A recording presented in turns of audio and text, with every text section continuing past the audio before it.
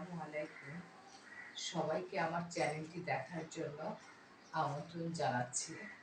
আজকে আমি আলোচনা করব প্রেজেন্ট পারফেক্ট টেন্স।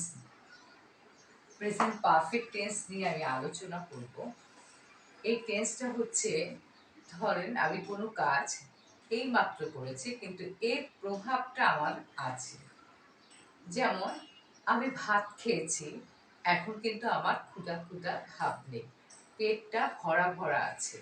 হ্যাঁ, আবার আমি বলছি আমি অনেক খুশি হয়েছি, এই খুশি খুশি ভাবটা কিন্তু আমার আছে। তো এই যে কাজটা এখন যখন এই মাত্র শেষ হয়েছে কিন্তু এটা এখনো আমার ভিতরে আছে, সবার ভিতরে আছে, সেটাই হয়ে যাবে আমার present perfect tense. Present perfect টেন্সটা আমরা কিভাবে চিনব?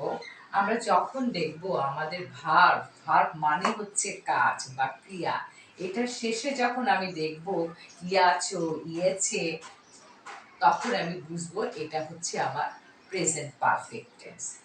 আমার প্রেজেন্ট পারফেক্ট টেন্সের স্ট্রাকচারটা হচ্ছে, প্রথমে আমি নিয়ে আসবো সাবজেক্ট, যে কাজটা করবে, আর আমার এই সাবজেক্ট অনুযায়ী আমাকে হ্যাভ অথবা হ্যাজ ব্যবহার করতে হবে। আমরা হি, শি, ইট যে কোনো নামের সাথেই হ্যাজ বসাবো। এটা হচ্ছে আমার হি, শি, ইট যে কোনো নাম, এটা হচ্ছে আমার থার্ড পারসন সিঙ্গুলার নাম্বার, এটাতে আমি হ্যাজ বসাবো, আর বাকি যা কিছু থাকবে সব কিছুতে আমি হ্যাভ বসাবো। তারপর আমার যে মেইন ভার্বটা থাকবে, এই মেইন ভার্বটাই হচ্ছে আমার প্রেজেন্ট ফর্ম। এই মেইন ভার্বের আমি পাস্ট পার্টিসিপল বসাবো, তারপর আমি অবজেক্ট বসাবো। তাহলে আমি কি পেলাম? সাবজেক্ট, হ্যাভ অথবা হ্যাজ, ভার্বের পাস্ট পার্টিসিপল, অবজেক্ট, বাকি অংশ। এখন আমি এখানে লিখেছি বালকটি গ্লাসটি ভেঙেছে। এই যে দেখেন আমি গিয়েছের মধ্যে একটা আন্ডারলাইন করেছি, এটাই হচ্ছে আমার ভার্ব। তার মানে আমি এখন বুঝে নিলাম যে এটা হচ্ছে আমার প্রেজেন্ট পারফেক্ট। এই যে আমি যে গ্লাসটা ভেঙেছি, এই ভাঙা, এই ভাবটা কিন্তু এখনো, যে ভাঙার যে একটা প্রভাব, সেটা কিন্তু এখনো রয়ে গেছে। এখন আমার প্রথমে আমি সাবজেক্ট নিব, আমি বলেছি সাবজেক্ট। এখন টির ইংলিশটা হচ্ছে আমার দা, দা বয়, হয়ে গেল আমার সাবজেক্ট। এখন এই সাবজেক্ট অনুযায়ী আমাকে নিয়ে আসতে হবে হ্যাভ অথবা হ্যাজ। এখন আমি যেহেতু বালকটা একটা, সেই জন্য আমি এখানে হ্যাজ ব্যবহার করব। আর আমরা জানি ভাঙা ইংলিশ হচ্ছে ব্রেক, এটা হচ্ছে আমাদের প্রেজেন্ট ফর্ম। মূল ভার্বটাকে আমার প্রেজেন্ট ফর্ম বলবো। এই মূল ভার্বটা হচ্ছে যেটা থেকে তার উৎপত্তি, ব্রেক। এখন এই ব্রেকের আমরা জানি এটার পাস্ট টেন্স হচ্ছে ব্রোক, আর এটার পাস্ট পার্টিসিপল হচ্ছে broken. The boy has broken, এ লিখে ফেললাম আমরা ব্রোকেন। এবার আমার সাবজেক্ট হয়েছে, ভার্ব হয়েছে, এখন আমার বাকি আছে ক্লাস। এই কি ইংলিশটা হচ্ছে দা, দা লিখে ফেললাম। আর গ্লাস, গ্লাস ইংরেজি গ্লাসই হয়, আর একটা গ্লাস, দা গ্লাস। যদি বলতাম গ্লাস ভুলে, তখন আমার হয়ে যেত গ্লাসেস, ডাবল এস থাকলে আমি ইএস যোগ করতাম। আরেকটা হচ্ছে তুমি আমাকে ডেকেছো, এ দেখেছে ইয়েছো আসছে, ইয়েছো আসছে। এই ইয়েছো দেখে আমি বললাম যে এটা হচ্ছে প্রেজেন্ট পারফেক্ট টেন্স। তাহলে এই তুমি সাবজেক্ট, এই তুমি হচ্ছে সাবজেক্টের জায়গায় আমি নিয়ে আসলাম ইউ, ইউর পরে আমি নিয়ে আসবো হ্যাভ, কারণ আমার এখানে হি, শি, যে কোনো নাম নেই। এরপর আমি নিয়ে আসবো হ্যাভ, ইউ হ্যাভ।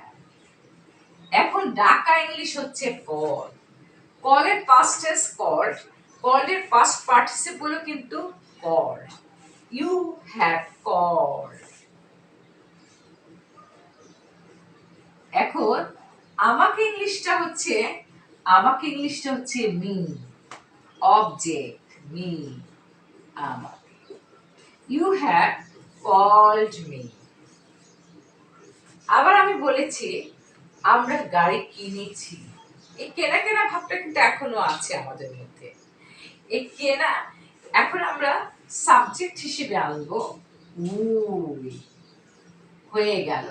উই এর সাথে আমরা নিয়ে আসবো have, we have, we have. কেনা ইংলিশ হচ্ছে বাই, বাই এর পাস্ট টেন্স হচ্ছে বট, এটার পাস্ট পার্টিসিপলও কিন্তু bought. We have bought, B O U GHT, bought, হয়ে গেল। এখন আমি কিন্তু গাড়ি, একটি গাড়ি বলি না, কিন্তু গাড়ি যেহেতু বোনা যায় সেজন্য আমরা তার আগে আর্টিকেল বসাবো।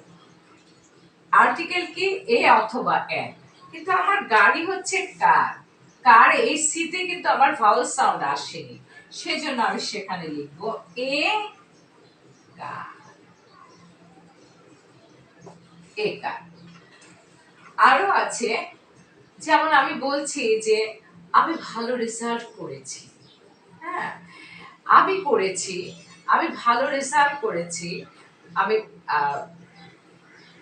এখন এই ভালো রেজাল্ট করাটা হচ্ছে কি জানেন, মেক, মেক দিয়ে করব।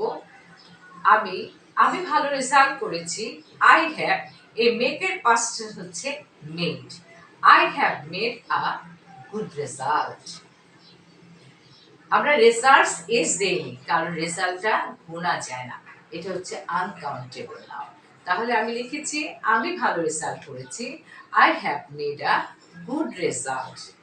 আবার বলছি আমি আমি কাজটি করেছি, করেছি ইয়েছে আসছে, আমি করেছি, আই একজন হলো, আমি আইর সাথে আমি হ্যাভ বসাবো, আই হ্যাভ।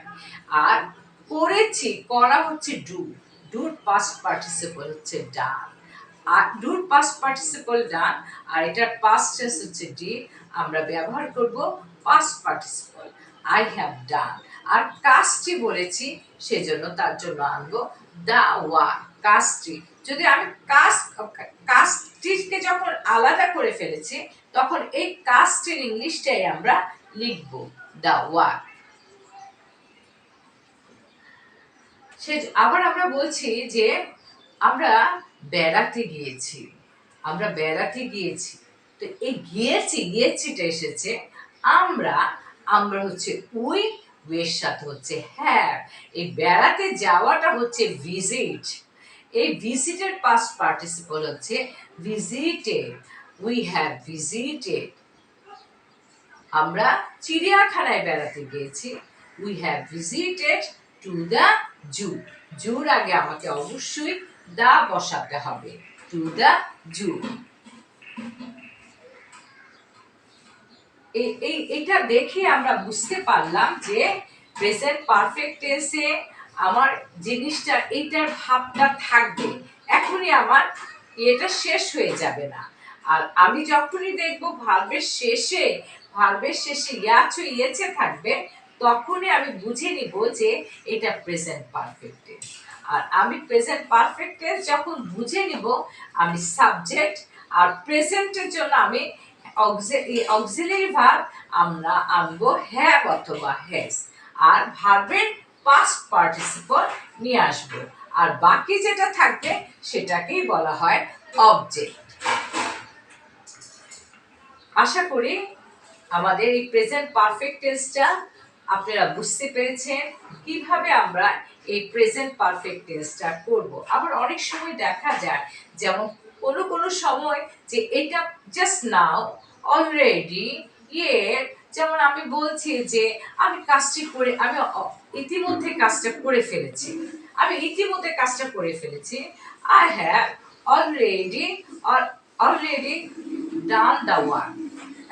তারপর জাস্ট নাও, ইয়েট, রিসেন্টলি, এগুলো যখনই আমার কোনো একটা সেন্টেন্সে থাকবে আমাকে সেটা প্রেজেন্ট পারফেক্ট টেন্সে করতে হবে, অন্য কোনো টেন্সে আমি এটা করতে পারবো না।